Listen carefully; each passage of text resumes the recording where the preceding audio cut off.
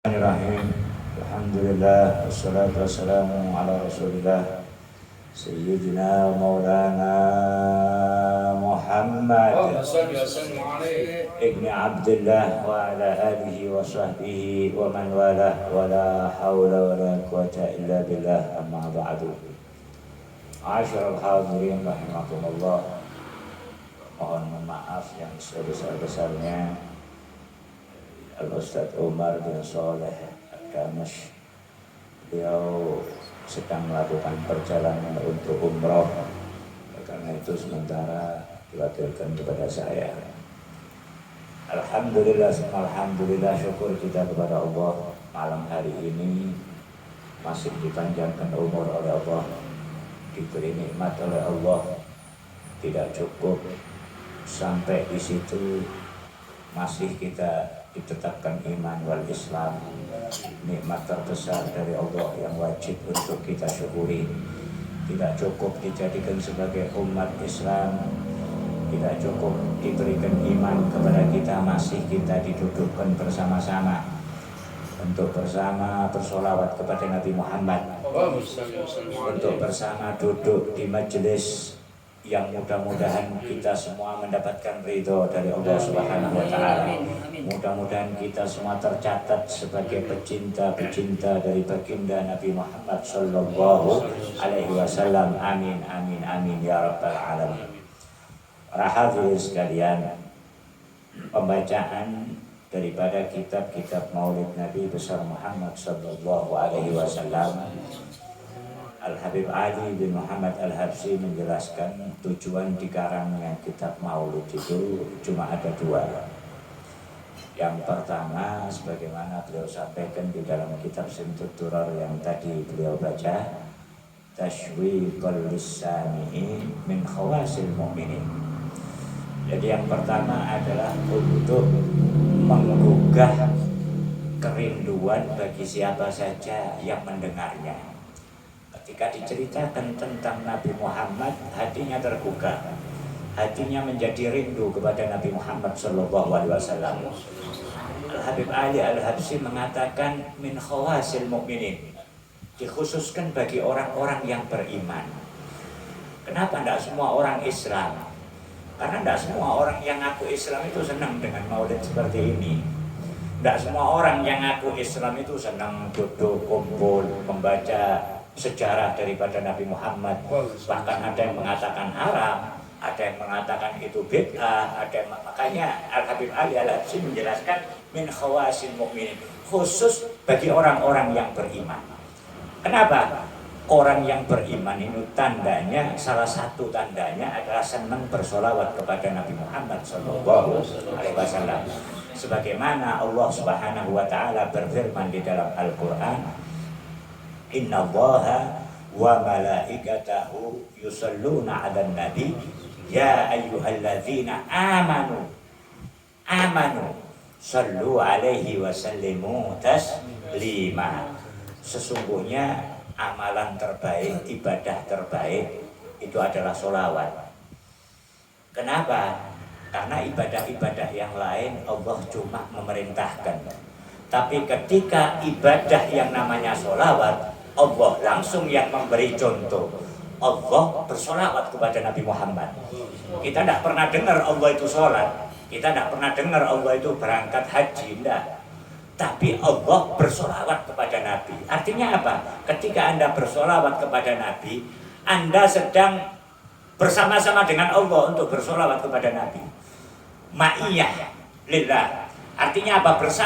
Kebersamaan dengan Allah ini adalah sesuatu yang tidak ada nilainya, sesuatu yang sangat tinggi di sisi Allah. Kebersamaan seorang hamba bersama dengan Allah Subhanahu Wa Ta'ala, sama-sama bersolawat kepada Nabi Muhammad. Walaupun ada perbedaan antara solawatnya Allah, solawatnya para malaikat, dan solawatnya orang-orang yang beriman. Solawatnya kita ini ada bedanya. Solawatnya Allah itu adalah rahmat kepada Nabi Muhammad. Bahkan di situ kalau yang ahli nahwu tahu, yusalluna pakai fi'il mudhari, bukan fi'il madhi. Innallaha sallallahu ala Nabi Muhammad, Allah telah bersolawat. Tidak pakai fi'il mudhari. tapi tidak pakai fi'il madhi, tapi pakai fi'il mudhari. Fi'il mudhari itu artinya apa? Sedang. Artinya itu sedang. Artinya apa? Sampai detik ini Allah tetap bersolawat kepada Nabi Muhammad SAW. Sampai suatu saat Sayyid Maliki itu pernah ditanya, ada orang yang memang sengaja, sebetulnya pertanyaan-pertanyaan seperti ini itu tidak ada manfaatnya bagi orang-orang yang itu, tidak ada manfaatnya. Dia tiba-tiba bertanya, orang kalau ditanya ini kalau tidak tahu jawabannya mending tidak usah jawab, terus tinggalan ini wong edan sing takon. Sedang apa Allah saat ini? Orang bertanya, sedang apa Allah saat ini? Wis iki wong gendeng. Sampeyan kate jawab apa? Sampeyan ndak ero. Kate jawab apa? Wis iki wong gendeng. Tapi Sayyid Muhammad bin Alwi Al-Maliki ketika beliau ditanya tentang ini, sedang apa Allah sekarang? Sungguhnya Allah sedang bersolawat kepada Nabi Muhammad SAW. Kenapa? Innallaha wa malaikatahu yusalluna 'alan nabi. Tidak cukup Allah bersolawat, Allah perintahkan malaikatnya untuk bersolawat. Tidak cukup Allah bersolawat, semua malaikat wajib solawat. Solawatnya para malaikat itu adalah istighfar, memohonkan ampun. Nabi itu tidak punya dosa. Ada apa dimohonkan ampun? Orang memohon ampun itu tidak harus punya dosa, tidak harus punya dosa, tidak harus berbuat maksiat dulu baru mohon ampun. Misalnya saya kasih satu contoh, sampean bisa sholat menggunakan takwa, tapi sampean lebih milih sholat pakai kaos karena tidak ada takwanya sedang dicuci, sampean sholat pakai kaos. Padahal lebih baik pakai baju takwa itu lebih baik. Sampean istighfar, astagfirullah. Kenapa? Ada yang lebih baik saya tinggalkan karena sedang dicuci dan saya lebih memilih. Ini tidak dosa, tapi untuk sesuatu yang lebih agung perlu untuk istighfar, minta ampun kepada Allah Subhanahu wa Ta'ala. Biasa iso sarungan, sembahyang itu, tapi milih celonoan. Sarungan itu lebih baik. Sarungan lebih baik, lebih pakai gamis itu lebih baik. Ada gamis tapi lebih milih sarung, ada gamis lebih milih pakai celana. Nah itu perlu istighfar, minta ampun kepada Allah Subhanahu wa Ta'ala. Kenapa? Ada yang lebih afdal kita tinggalkan untuk apa yang tidak afdal. Jadi istighfarnya para malaikat ini mohonkan ampun kepada Nabi Muhammad. Nabi Muhammad tak punya dosa. Buat apa? Satu, untuk meninggikan derajatnya Nabi Muhammad. Yang kedua, kalau Nabi Muhammad tak punya dosa, larinya ya ke umatnya ini. Permohonan ampunnya malaikat itu diberikan kepada umatnya Nabi Muhammad, lebih-lebih yang mencintai kepada Nabi Muhammad Sallallahu Alaihi Wasallam. Tidak cukup sampai di situ. Lalu Allah perintahkan, ya ayyuhalladzina amanu, orang-orang yang beriman. Kenapa Allah di Quran tidak menyebutkan ya ayuhan nas, para manusia, bersolawatlah kalian kepada Nabi Muhammad. Allah hanya mengkhususkan orang yang beriman. Ya ayyuhalladzina amanu, orang-orang yang beriman. Kenapa? Karena orang meninggalkan sholawat itu berarti imannya sudah mulai luntur. Hanya orang yang beriman yang mau bersolawat kepada Nabi Muhammad. Kalau dia tidak punya iman, tidak bakal senang. Krungu maul itu kupingnya berpekan. Krungu wong maca selawat ndak seneng hati. Kenapa? Karena imannya sudah luntur. Imannya sudah tidak kuat lagi. Beda dengan orang beriman. Ketika disebut nama Nabi Muhammad, senangnya luar biasa. Bahkan dia langsung balas selawat kepada Nabi Muhammad Sallallahu Alaihi Wasallam. Lihat keadaan orang dulu. Dan tahu Al-Imam Ja'far As-Shadiq ketika disebut nama kakeknya yaitu Nabi Muhammad SAW, isfarra wajhu, wajahnya langsung menguning, wajahnya langsung pucat, langsung rindu kepada kekasihnya yaitu Nabi Muhammad SAW. Al-Imam Muhammad bin Al-Munkadir, seorang imam besar, beliau apabila disebut nama Nabi Muhammad, beliau tidak sanggup berdiri, seakan-akan patah semua tulangnya. Dari apa? Dari rindunya kepada Nabi Muhammad. Kalau ada orang yang nyebut kekasihnya, langsung muncul. Al-Imam Sufyan As-Sauri disebut nama Nabi Muhammad, tidak bisa gerak. Dari rindunya kepada Nabi Muhammad SAW. Tanyakan kepada diri kita, sampai di mana kecintaan kita kepada Nabi Muhammad? Setiap hari kita ini minimal 10 kali disebutkan nama Nabi Muhammad. Bagaimana perasaan kita ketika kita mendengarkan azan? Asyhadu anna Muhammadar Rasulullah.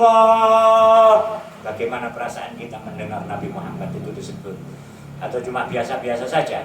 Kadang orang azan kita tinggal bicara, tidak ada anu sama sekali. Lihat bagaimana sahabat Bilal, kita semua sering dengar bagaimana kisahnya sahabat Bilal. Ketika Nabi SAW wafat, sahabat Bilal tidak mampu lagi untuk menjadi tukang azan.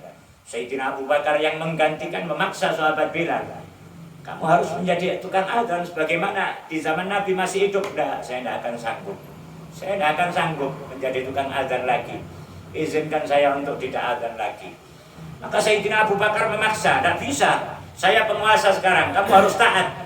Maka sahabat Bilal mengatakan, wahai Abu Bakar, apabila kamu dulu membebaskan aku dari perbudakan, kalau memang lillahi ta'ala, maka izinkan aku memilih untuk tidak melanjutkan menjadi tukang azan.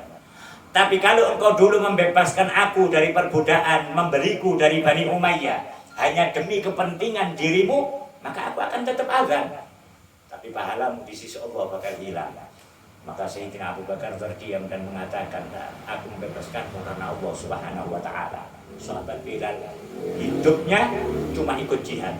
Bahkan beliau tidak sanggup untuk tinggal di kota Madinah sendiri, tidak sanggup.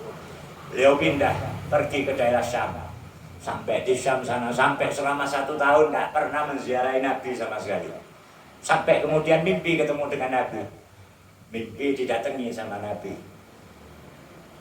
Apa kata Nabi? Wahai Bilal, alangkah kerasnya hatimu wahai Bilal. Tidakkah engkau merindukan aku? Kata Rasulullah di dalam mimpinya. Tidakkah engkau merindukan aku wahai Bilal? Kamu tidak pernah sekalipun menjengukku wahai Bilal. Di dalam mimpinya sahabat Bilal. Dia langsung tangan tersentak.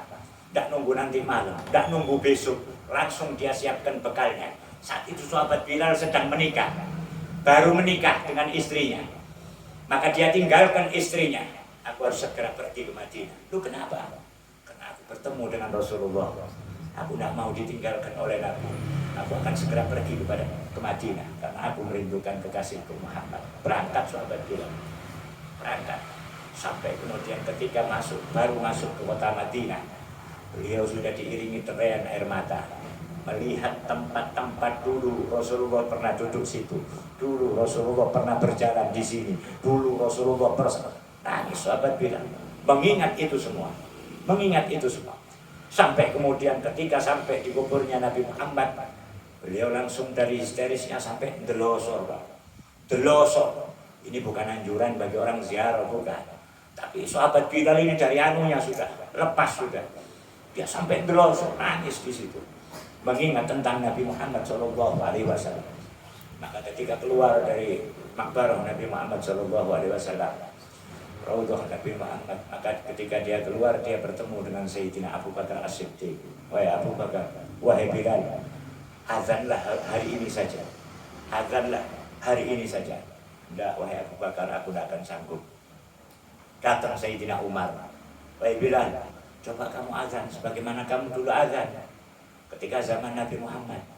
Maka sahabat Bilal mengatakan, tidak, aku tidak akan melantunkan azan lagi. Azanku hanya untuk Rasulullah.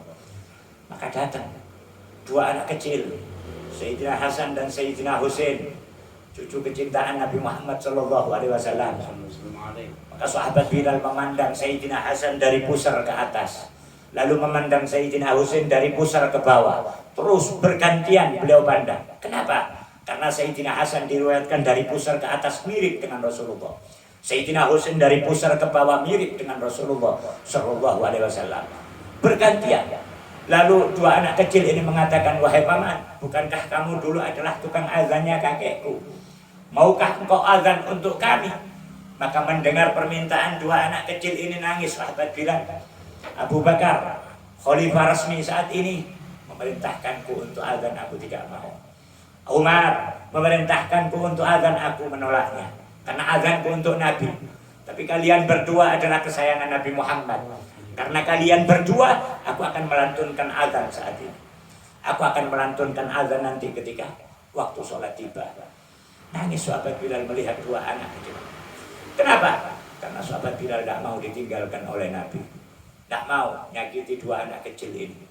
Maka sahabat Bilal ketika waktu mulai adzan, waktu tiba untuk melantunkan adzan, sahabat Bilal naik ke atas menara.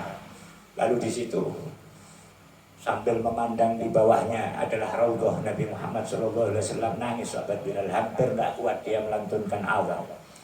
Lalu dikuatkan, dia mulai berazan, Allahu Akbar, Allahu Akbar, Allahu Akbar, Allahu Akbar. Mendengar suara merdu sahabat Bilal, saat itu juga gempar seluruh Madinah. Seluruh Madinah gempar. Bahkan dikatakan perempuan lupa pakai cadar, keluar itu tidak pakai cadar. Kenapa? Ahayyun Rasulullah, ahayyun Rasulullah. Apakah Rasulullah dihidupkan kembali? Apakah Rasulullah hidup kembali? Kenapa? Karena ini azan di zaman Nabi. Mereka semua mengingat. Sampai dikatakan tidak ada yang lebih kejadian menggemparkan di kota Madinah setelah wafatnya Nabi. Yang kedua paling menggemparkan adalah azannya sahabat Bilal setelah wafatnya Nabi Muhammad SAW. Sampai keluar semua di situ. Maka ketika sahabat Bilal menyebutkan wa asyhadu anna Muhammadan, beliau tidak sanggup mengucapkan kalimatnya. Wa asyhadu anna Muhammadan, diulang-ulang, tapi tidak sanggup menyelesaikan azannya. Sampai kalimat Muhammad beliau terdiam. Beliau menangis dari rindunya kepada Nabi Muhammad SAW. Dia turun dari menara tanpa menyelesaikan azannya. Sampai seperti itu mereka ketika merindukan Nabi Muhammad SAW. Kita mungkin belum seperti itu, tapi hendaknya kita juga berlatih seperti itu. Dengan apa? Membaca kitab-kitab maulid seperti ini akan memunculkan rasa rindu kita kepada Nabi Muhammad SAW. Lebih-lebih bagi orang yang belum kenal dengan Nabi, kitab maulid ini akan memunculkan kerinduan kepada Nabi Muhammad.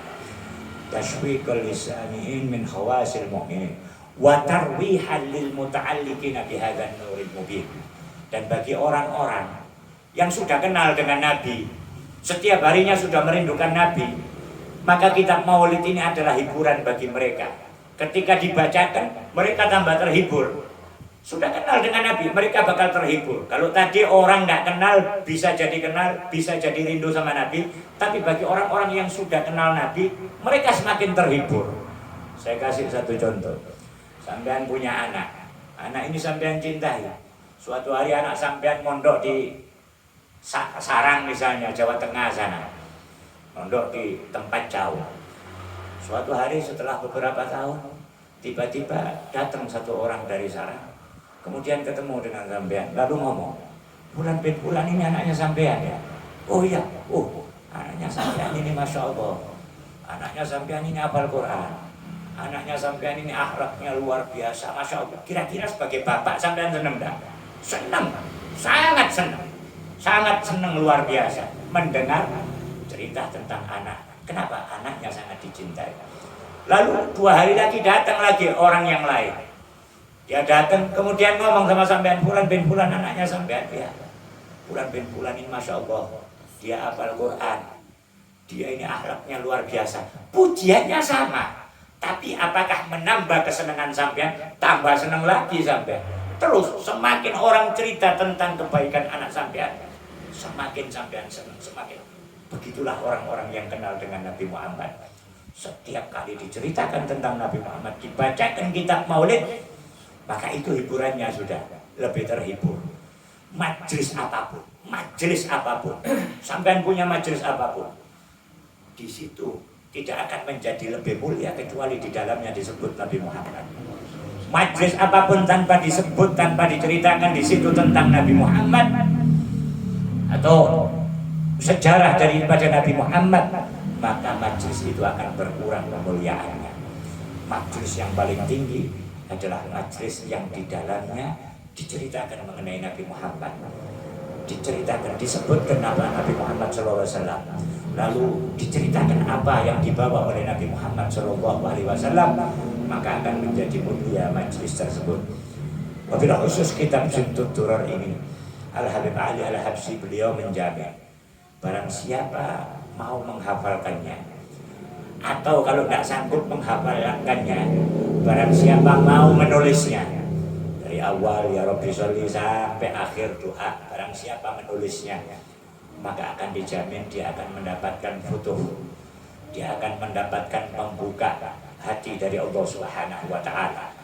Karena di dalam kitab Maulid Simtud Duror ini pada khususnya juga kitab-kitab Maulid yang lain, di situ mengandung sirnya Nabi Muhammad sallallahu alaihi wasallam. Al Habib Ali Al Habsyi sendiri yang beliau mengatakan apa? Aku sendiri yang mengarangnya, aku sendiri yang mendiktekannya. Bukan berarti Habib Ali yang nulis, tidak. Habib Ali Al Habsyi menyelesaikan kitab Maulid ini sebanyak 3 kali. Satu waktu di rumahnya sahabat ada Syekh Fulan bin Fulan, di situ dia bacakan sepertiga. Lalu di majelis beberapa 1 minggu atau 2 minggu kemudian beliau bacakan lagi lanjutannya sepertiga. Lalu diselesaikan di majelis yang ketiga. Al Habib Ali Al Habsyi beliau sendiri mengatakan, setiap kali aku mengulang-ulang kitab Maulid yang aku karang ini, Allah selalu mengilhamkan kepadaku sesuatu yang baru.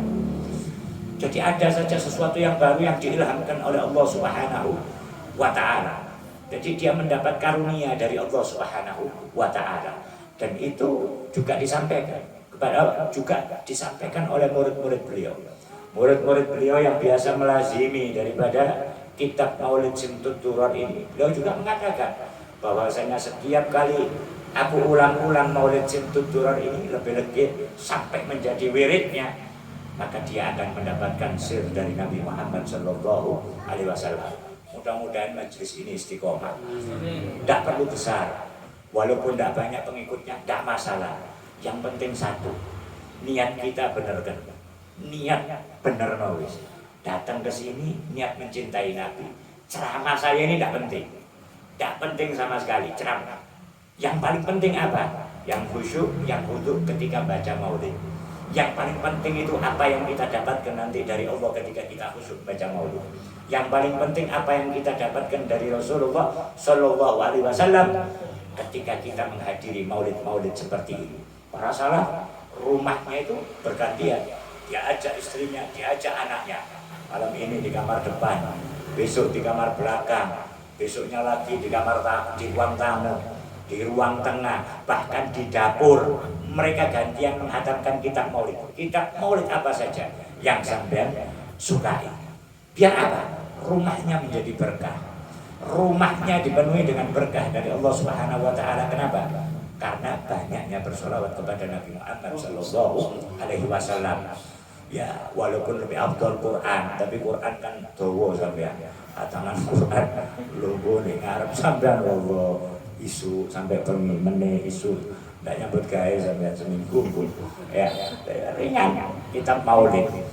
Kitab maulid hatamkan. Dulu Al Habib Salah Abdullah bin Umar bin Yahya, beliau itu bangun rumah di atas, ibaratnya lek kene ku di seruwi kalau di dukur kono. Dalane kono undak-undakane kabeh sekitar berapa ratus gitu. Setiap satu undak-undakan ya hatamkan Quran di sini. Satu undak-undakan hatam Quran, satu undak-undakan hatam Quran. Rumahnya paling berkah. Gitu loh.